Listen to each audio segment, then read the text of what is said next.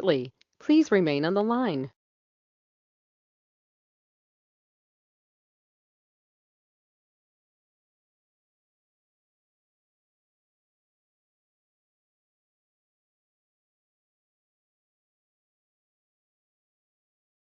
The broadcast is now starting. All attendees are in listen-only mode.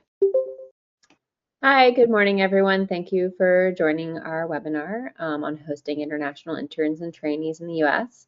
My name is Megan. I'm the program manager here at InterExchange with the Career Training Program, and I'm joined by my colleague Abigail, who's our communications manager. So we're going to go ahead and get started. Yes, hi everyone. As Megan said, I'm Abigail. Thank you all so much for joining our YouTube Live on hosting international interns and trainees. So I'm going to start the presentation today and give you a little overview about what we'll be talking about. So first, we will introduce you to InterExchange and who we are, and then we'll talk a little bit about what the J1 interns and trainee visas are. Then we'll go into why you might want to become a host organization, what the benefits are. And then Megan will jump into who's eligible to host, what your organization needs to look like to be eligible for the program. We'll give you tips on finding a J1 international intern or trainee, and then about the application process as well and what you need to do to get started once you have an intern. So as we mentioned, we are InterExchange. So we're a nonprofit organization, and we sponsor cross-cultural exchange programs. So we have a number of different categories of the J1 visa. J1 is an overarching category, and there's many different types of programs that encompass the J1 program. So that includes the au pair program, which we have to bring international au pairs over to U.S. host families. We also have a camp program for camp counselors. We are the career training department, so we sponsor the intern and trainee program, which we'll talk about today. And then we also have a work and travel program for summer work experiences for international young people as well. And then we also do have a reciprocal program where we send Americans abroad for our working abroad program, as well as a foundation for Americans to do nonprofit work abroad as well. So we've been around since the 60s, so we have a lot of experience and a wealth of knowledge in this area. So we are a J1 visa sponsor, and if you don't know much about this program, you might not understand what that means. But essentially, we're an organization that the U.S. State Department has designated as an organization that can review the eligibility for the J1 program.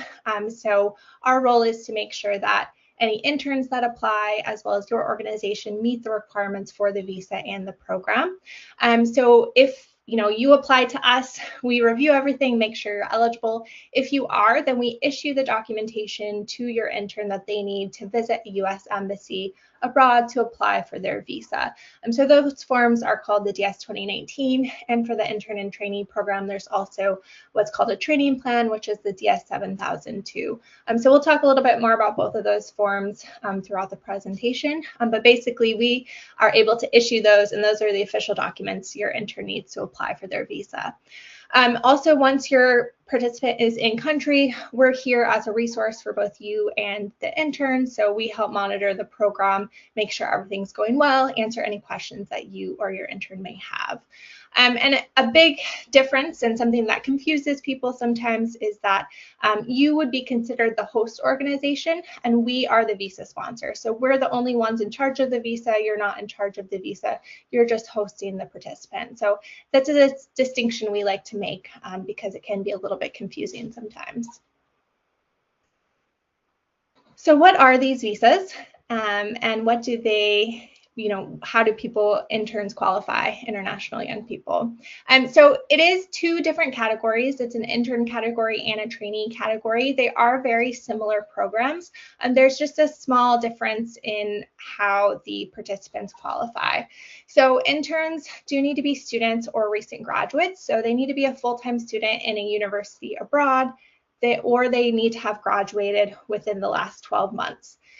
The internship they come to do in the US does need to be directly related to their field of study. So if you're intern is studying architecture at university, they need to do an architecture internship in the US. They can't come over and do a fashion internship, for example. It does need to be directly related to architecture since that's what they're studying at school. Interns can come to the US for up to 12 months, so it can be as short as 1 month, anywhere in between up to the full length of 12 months. Generally, interns can be paid, or most of our interns are paid, but they can be unpaid if they're coming for less than 6 months, so 6 months or less. So we do allow interns to be unpaid if they're coming for a shorter time period, as long as it meets the Department of Labor's criteria for unpaid internships. And these programs can start at any time of the year, any time that works well for your intern and your organization. And a training plan is required. Training plan is basically a syllabus kind of what you'll be teaching the intern during their time in the US, and we will talk more about that later in the presentation as well. Trainees, a little bit of a different qualifications, but it is a really similar program. The big difference is that these are generally for participants who have a little bit more professional experience. So they're a little bit older, a little bit longer, farther along in their career. So generally they have a degree already, and they have at least 1 year of related professional experience. If trainees don't have a degree, then they can also qualify with up to 5 years of full-time related work experience. And the big difference here from the intern program is that the training program that they come to do in the US does need to be directly related to their professional experience, so the work experience that they've gathered abroad in their home country. So if they, maybe they studied business, but then they started working in logistics after graduation, then they would do a training program in logistics in the US since that's directly related to their professional experience. And trainees can come for a little bit longer. They can come for up to 18 months, except if they're doing hospitality, that is limited to 12 months for all programs. And trainees do need to be paid at least the local minimum wage. And similar to the interns, they can start at any time of year, and you do also have to write a training plan for them as well. So just a little bit more information about what these visas are. These are temporary non-immigrant visas for participants coming to do study-based exchange programs or work-based exchange programs. So a J1 intern and trainee visa is required for any internship in the US. Even if your participant is coming over to do an unpaid internship, they can't come over on an ESTA, for example. They do need to come and get that J1 visa in order to do this program and do an internship in the US. A big distinction with the intern trainee program specifically is that these visas are not for ordinary employment. So it's not a work visa. They can't come over and fill a labor need for your organization. It is specifically for training. So the participants do need to come and learn from you and receive training from your organization and your supervisors. And that's what part of the training plan is for. And they can't be filling a need of your organization. And it's also not a pathway to residency or citizenship. It is supposed to be, they are supposed to return home after the end of their program.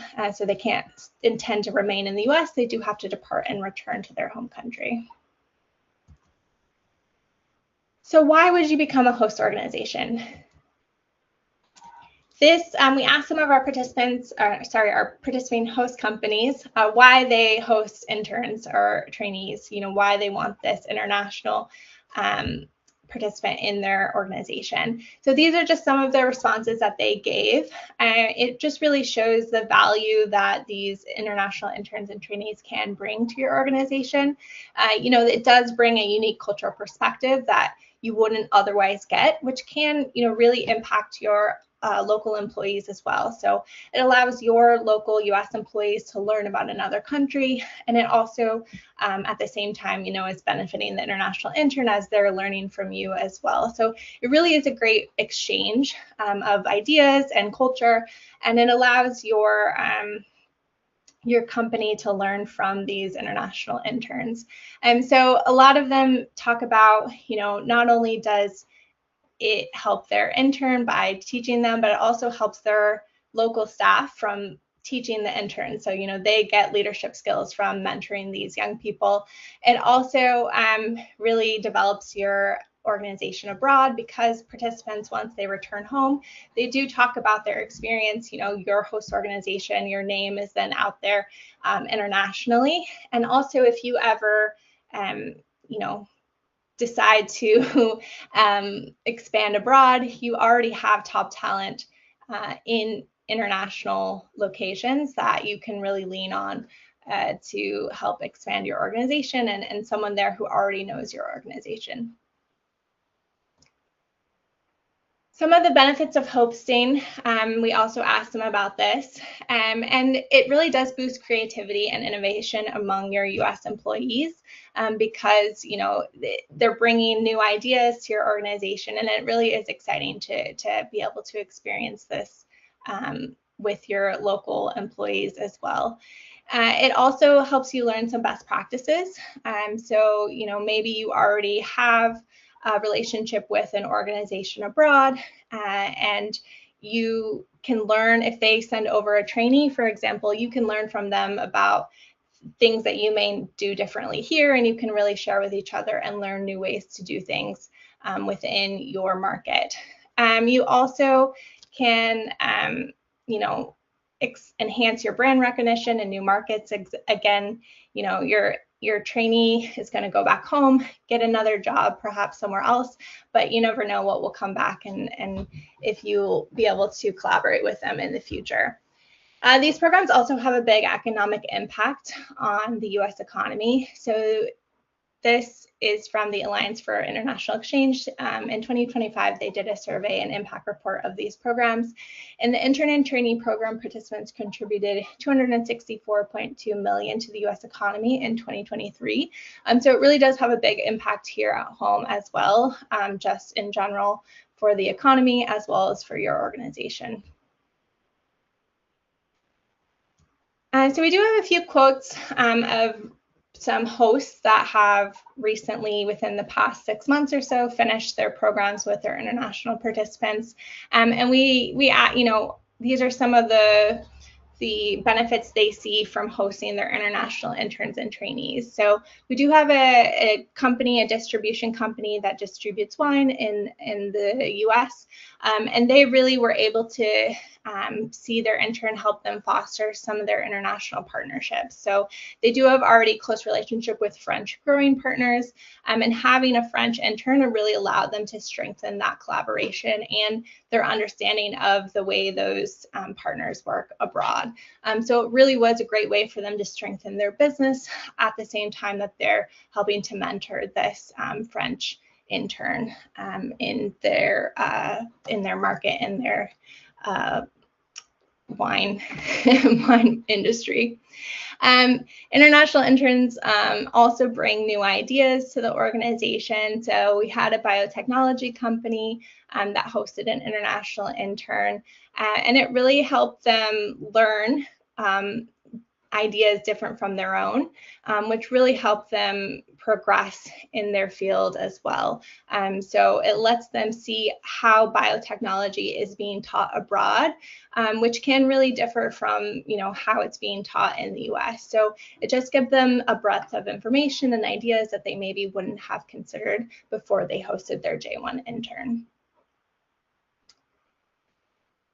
The interns also become future industry leaders.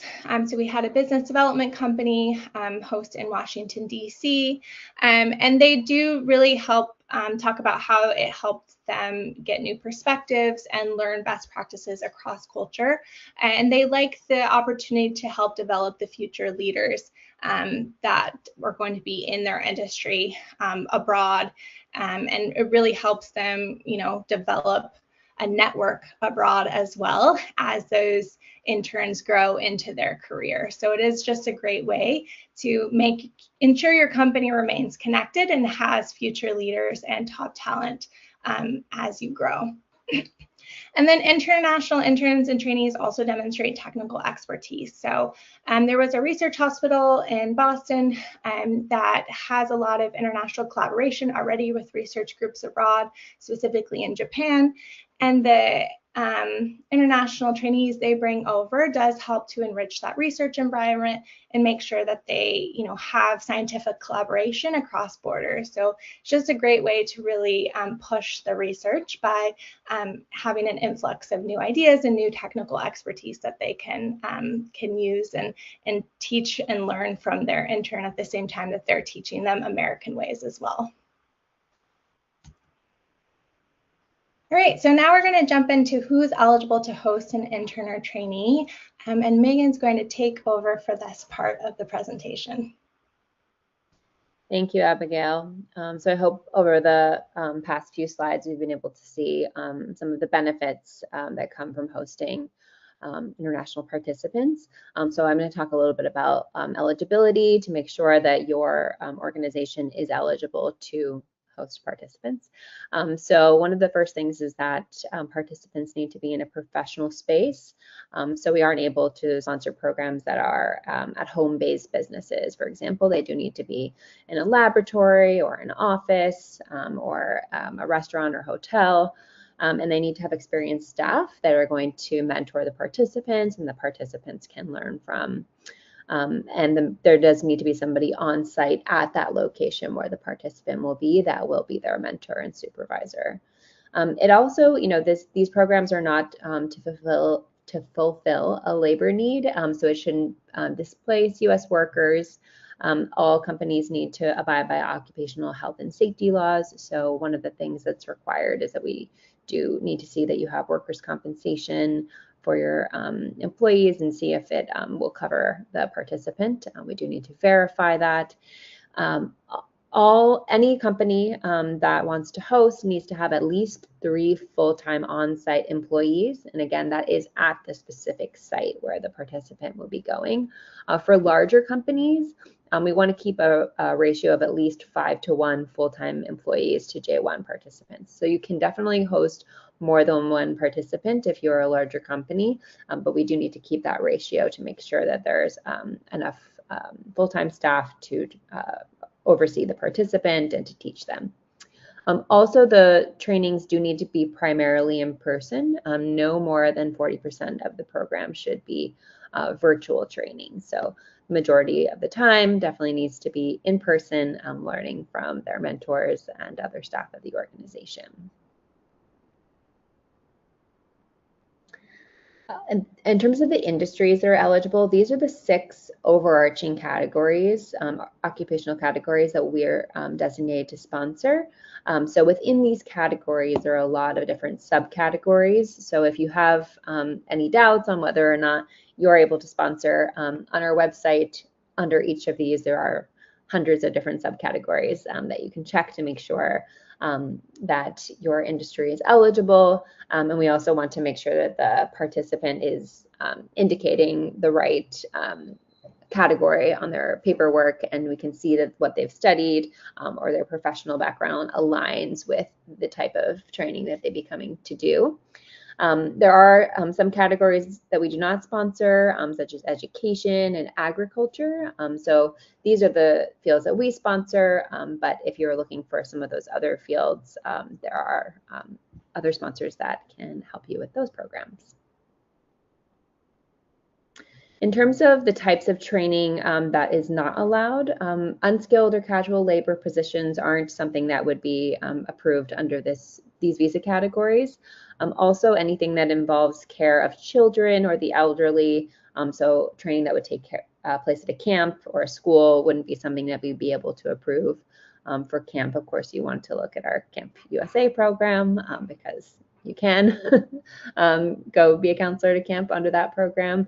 But for our programs, childcare, elderly care is not something that we can sponsor.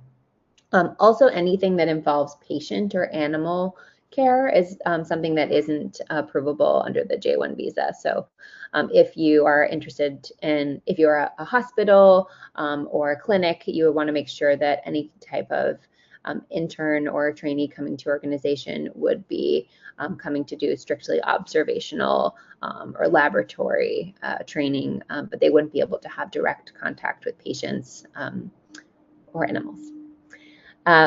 All visa sponsors have different requirements. We all have mostly the same requirements, and then there are some specific requirements that sponsors will have. So you just want to make sure that when you are looking for sponsorship for participants to come to your host organization, that the training that you're offering is something that that sponsor will be able to approve. For participants that have already been in the US, I think a lot of the hosts on the call today and that we talked to have hosted participants with other J1 categories or participants that are on other types of visas. So for anybody that's had work and travel participants, we do want to make sure that participants are coming to do training that is appropriate for their background, and they can't do the same type of activities on the intern trainee visas as they could under the work and travel program.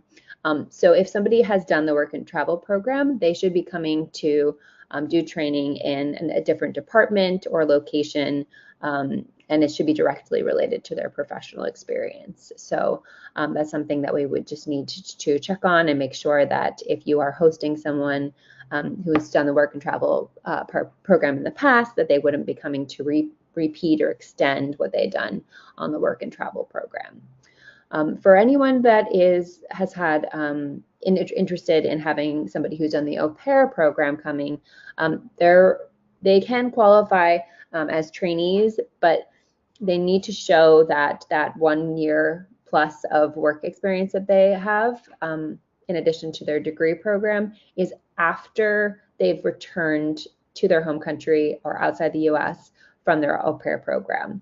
So they wouldn't be able to start a program directly after their au pair program.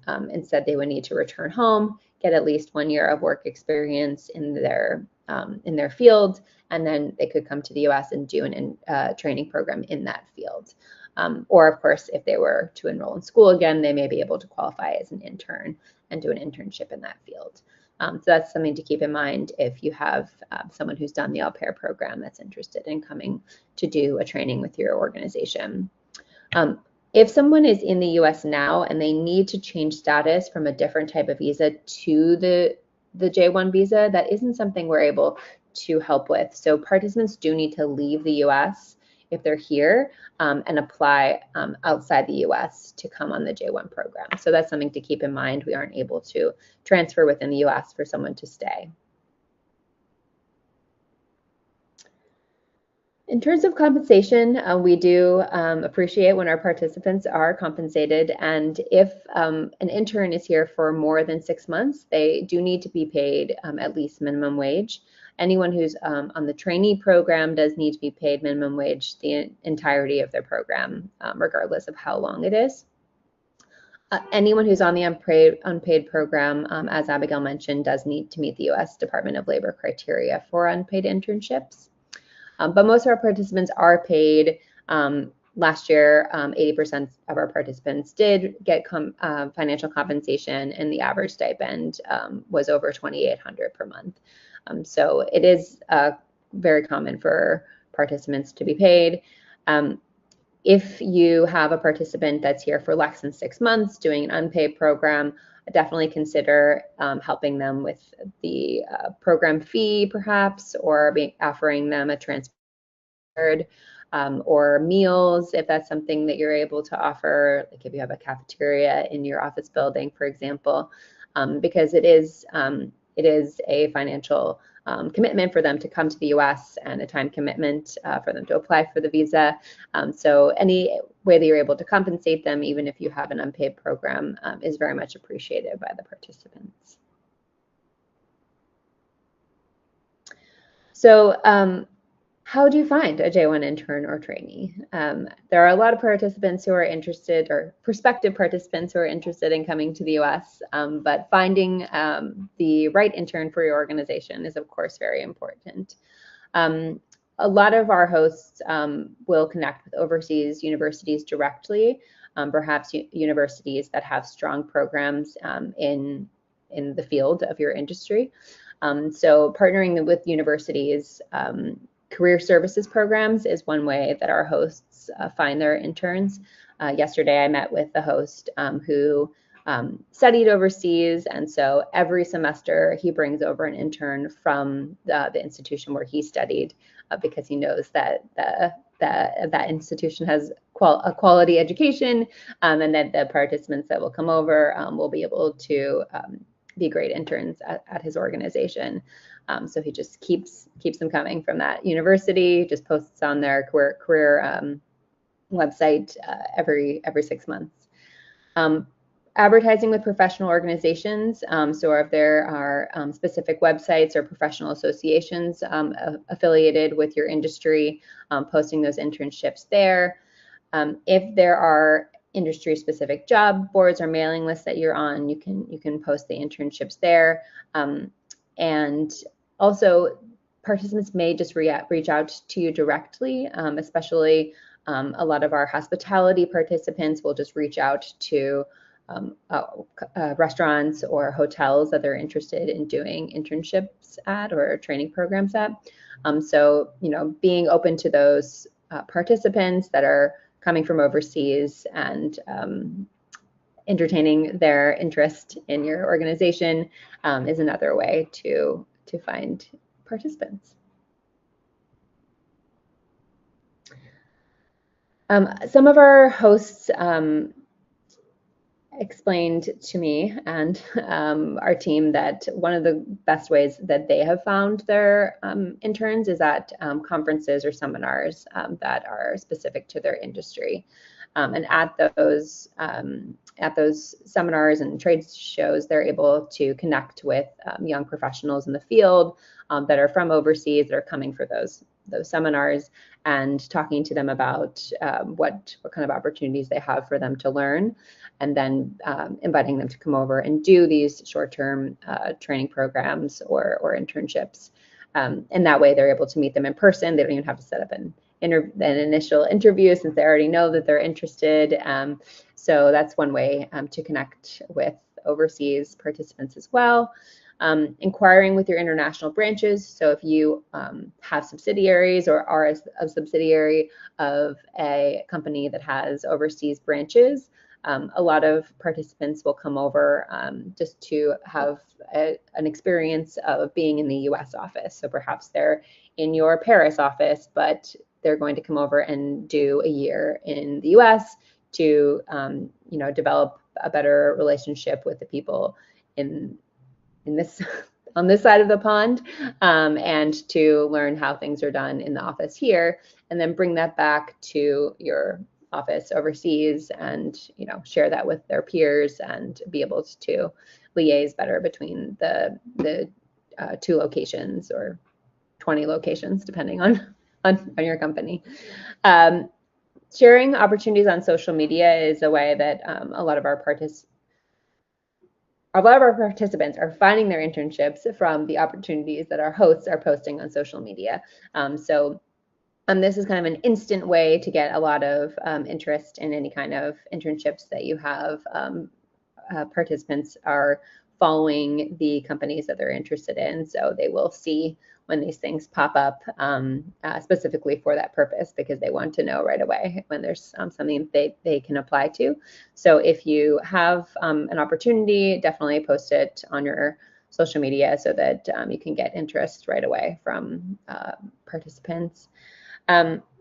When you advertise opportunities, we do recommend that you indicate on that opportunity that international applicants are encouraged to or welcomed to apply, because sometimes they will be hesitant because they think, oh, this is just for American citizens. It's not something, this is just, they're going to hire someone from a US university to do this internship. So if you indicate on the opportunity that you're open to international interns or trainees, then they're definitely more likely to apply. The process, I will go through the process. So the first thing is, of course, to find that intern and trainee and ensure that they are eligible. So you want to make sure that they are studying in your field, the field of your industry, or if they're a trainee, that they have the adequate experience and background. The next thing is to complete the sponsorship application. So that is you filling out your side of the application to, provide the basic information about your company and what you're able to offer the participant for compensation, and then the training plan that Abigail mentioned, explaining what they'll be doing while they're here, and the applicant fills out their side as well.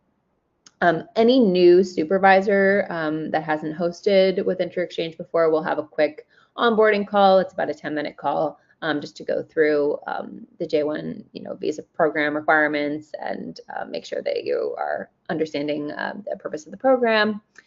Then once you are approved, you will schedule, your applicant will schedule their embassy visit and go to the embassy and get their visa. And then once they have it in hand, they can come to the US and start their training program. The length of time you will need to get your participant from their home country to your organization can of course vary. InterExchange does have one of the fastest review times of visa sponsors. To do the initial review of documents, it's just 1 to 2 business days for us to do that initial review and make sure that you and the participants have all the required documents. And then we'll let you and your participant know if they're approved and you're approved for sponsorship within 10 days. We do recommend the applications are submitted 6 to 8 weeks before the participant wants to arrive in the US. This summer, there have been some delays with participants getting appointments at embassies. So for some specific countries, we're recommending longer. So if you have a participant that you're interested in bringing, you can definitely check in with us and we can show you how to, or we can look at the visa wait times in the country where they are just to see if you need extra time. If you are a repeat host, so you've already hosted participants before, we have a copy training plan feature where you can just copy the training plan from a previous applicant. So that can help with the processing time, because really you don't need to write a new training plan. You just click a button and then the training plan is there, and then you review it to make sure that it is indeed what the participant will be doing, and then you will be able to submit that for review right away. In order to apply, if you don't have an account on our website yet, you'll go to app.interexchange.org to set this up. If you have hosted with InterExchange in the past as a work and travel host, you will already have you should already have a profile here, and so you will be adding career training as something that you'll be able to toggle to. So you'll have the work and travel portal and then the career training portal that you'll be able to look at, so you can see the program separately. There is a invite participant button that you will click to invite the applicant to begin their application with you. You can also invite any colleagues that are involved in the process to view the company record as well. If it's your first time, you're going to fill out the basic company information, and then for repeat hosts and new hosts, you'll just review the information about the program, compensation details, and then sign the host employer agreement. You'll upload the required documents, which is a workers' compensation certificate and a business license or DUNS number, and then you'll create the training plan, which is copying either copying phases from a past participant or answering the phase questions for the participant in the application portal. Once you've completed that side of the application, you will send the training plan to the participant to review so that they can read it and make sure that that is indeed what they are expecting to do when they come to the US.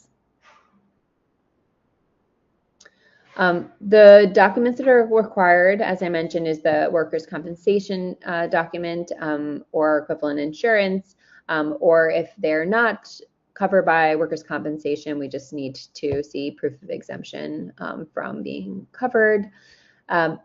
Either a DUNS number or a copy of your business registration is required to show that you're a legitimate business.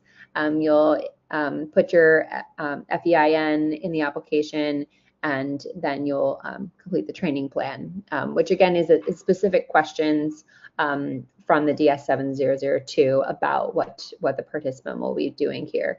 Sometimes new hosts will upload like a PDF that has an explanation of what they'll be doing, but it's the DS7002 is specific questions on the form that the information from the application portal is pulled into.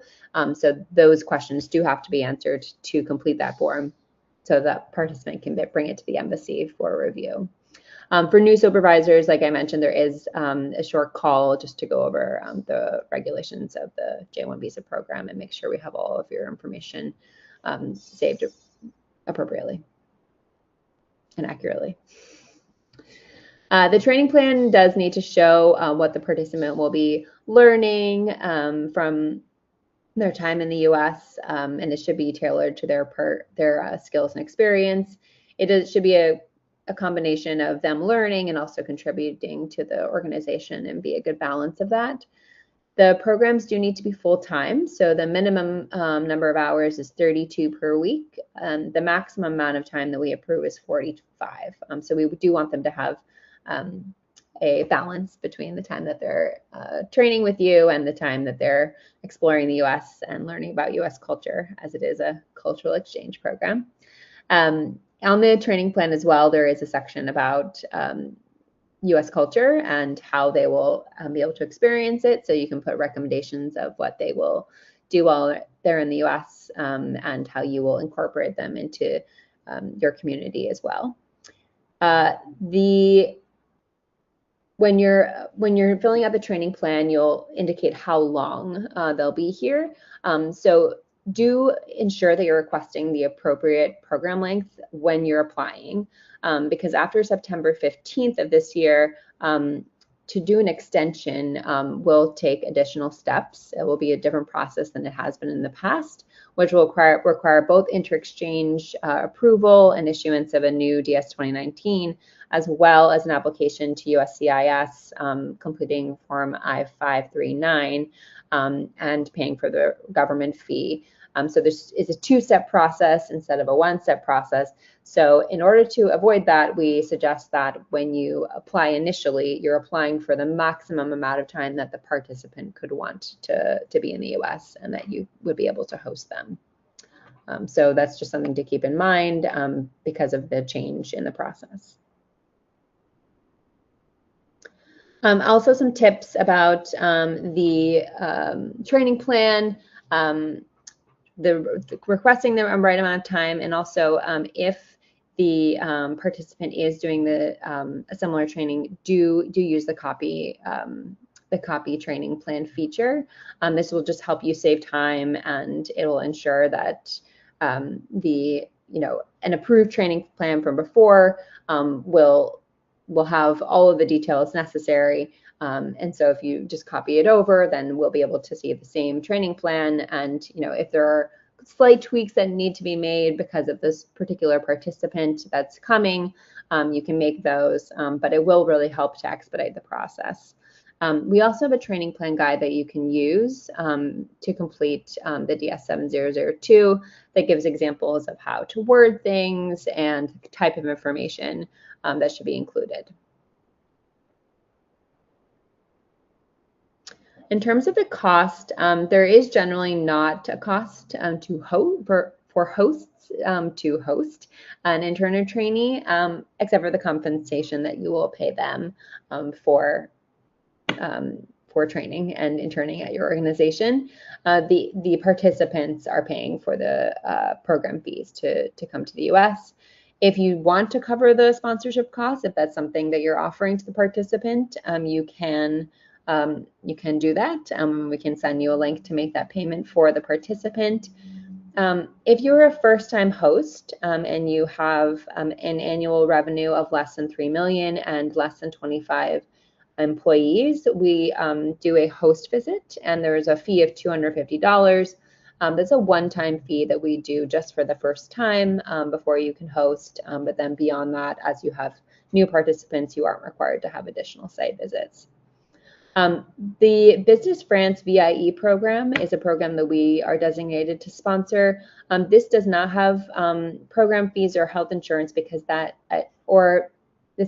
has no program fees, and the health insurance is fully covered by Business France. So this is a great program.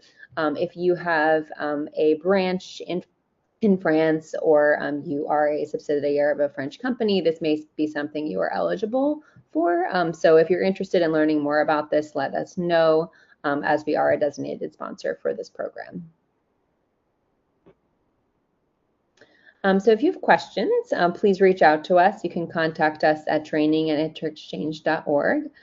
Also, if you have questions, feel free to type them in, and we can take a little bit of time to answer those today.